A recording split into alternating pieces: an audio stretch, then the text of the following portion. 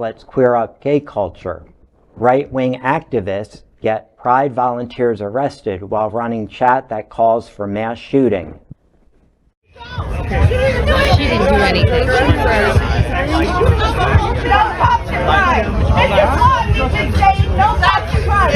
Hollywood Pride refused to have private security or queer security volunteers. They wanted to have cops. And my friend who's a The police walked by and laughed at the Jairo Rodriguez is a right-wing protester and Trump supporter whose disputed police report to the Los Angeles County Sheriff's Department led to the controversial arrests of queer volunteers at West Hollywood Pride this weekend. It has been confirmed that he is the owner and operator of an online chat room that openly discusses killing and decapitating LGBTQ+ people, including one of the arrested volunteers. In addition to violent imagery and hateful anti-LGBTQ+ rhetoric, Rodriguez's chat room includes a discussion in which one of his members expresses a desire to commit a mass shooting at West Hollywood Pride if law enforcement officers are removed.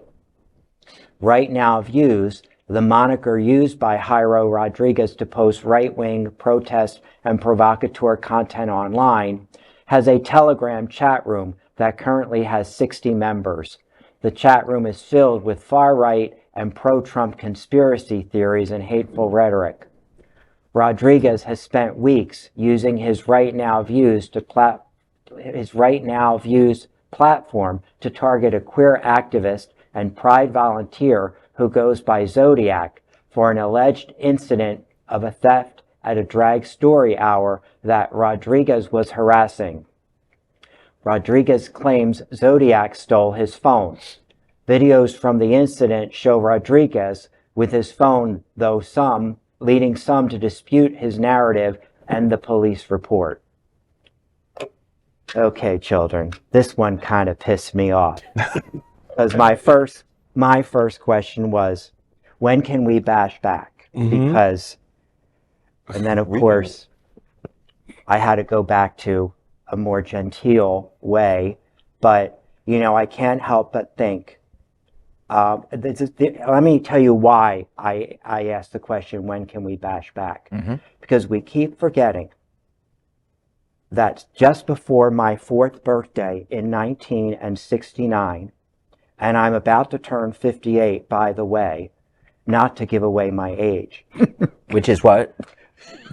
58. Oh, and he can't hear you. He's He's also upstairs. In any event, we're talking in my lifetime that a bunch of drag queens and trans women got pissed off at yet another unrequired raid on a gay bar in Greenwich Village, New York, and they fought back with heels and bottles and fists and tables and chairs, and maybe one of them got a hold of the billy club of the cop that had her in a headlock and used that against him too. You know, they are, again, they're gunning for us. I've said it before on this show. Here's further proof that they're planning our demise, and whether we like it or not, we're going to have to throw a punch sooner or later. We don't have to be the first one, but we got to be on our guard to duck when they actually do punch. And once they do it, I'm coming at them with my dead husband's metal cane. Oh my God. Wow. I love how this side of the table is real negative and hostile. Over here is real positive. Oh yeah, I'm Mr. Brightside. But, you know, one of the lines in this story was that the guy said he would come and shoot a bunch of people up if police were removed. Well, two, you're a big fat coward. You know, if you know, you're gonna just go, oh well, you know, as long as no one's there to stop me, I'll do whatever I want. You know, well, screw you, buddy. Second of all, this is a real threat. It's the lone wolves and these smaller organizations that we need to keep track of. I interviewed Wilton Manors Police Chief Gary Blocker last week, and we talked about Stonewall Security. Stonewall, he's one of the people in charge of that for the huge parade and party next weekend. About 50,000 people are going to cram into a 1 mile long street.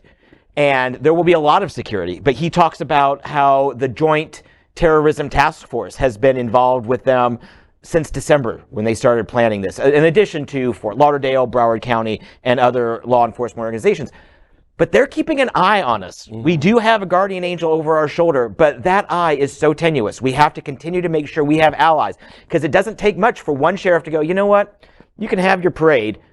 I'm not going to do anything about it. And that's where the real danger will start to kick in. We're not in danger of that here in South Florida anytime soon, but there are a lot of places across the country that are. Well, especially for a smaller group like that. Like we had the same situation at Gay Orchard Festival. We really had to hone in on kind of security if we were going to hire private, including, some of the city workers that were going to help in terms of law enforcement. But what I've been threatened before. I've received a call from someone who was going to shoot up an area that I was in. They called me directly. It was the scariest shit I've ever received in my life.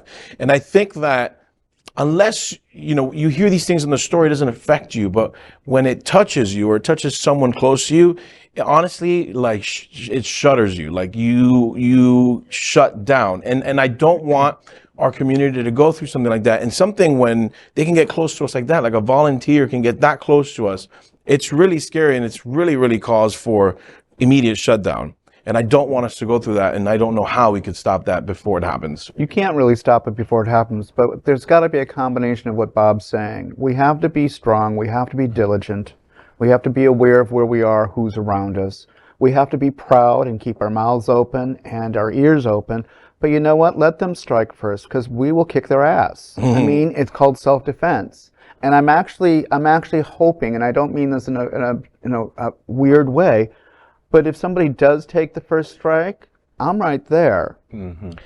They've never tried it with me. I wonder why. I wonder why. They know I'll hit back. Boy. I got my new teeth, so my fighting days are behind me. But I will throw a bottle. I will flip a But I'm just table. saying, and that's the importance, because I think the biggest thing that's going to stop this is the legality issue. If we can keep these people in court, if we can get them behind jail, if we can get them, sentenced, that's what matters. Yeah, we'll get bruised, we might get a black eye, whatever. But it's the sentencing, it's the continuation of using the law against these people to prove that we have our rights. We are Queer News Tonight, the world's first and only live daily LGBTQ+ evening news show from Happening Out Television Network. In the model of PBS and NPR, we educate, inform, and entertain by supporting the 10 pillars of the LGBTQ+ community, with more than 100,000 a week watching on Roku, Apple Television, and other channels. To keep the stories going, we accept donations with 100% transparency. Stay updated and live authentically with Queer News Tonight.